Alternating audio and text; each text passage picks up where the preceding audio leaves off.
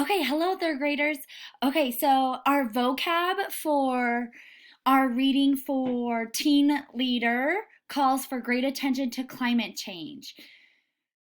So you have already watched a video about climate change, answered some questions, kind of activated your prior knowledge about climate change. Now we're going to talk about two major vocab words that are going to be found in this article.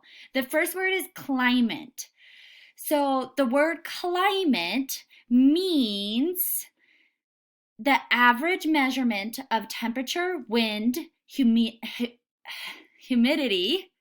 sorry, humidity, snow, and rain in a place over the course of a year. So climate isn't like weather, where weather is like rain, snow, it's windy and stuff like that, but it's the measurement. So tracking the temperature, wind, humidity, snow, rain, tracking that weather over a course of time.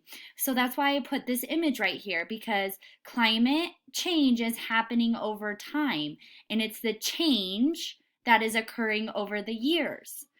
Greenhouse gases. Greenhouse gases is another vocab word that will be popping up in the article.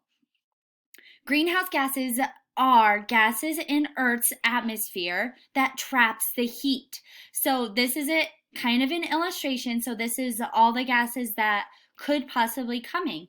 So there's like the gases from cars, factories, other things that we are using and that produce that gas.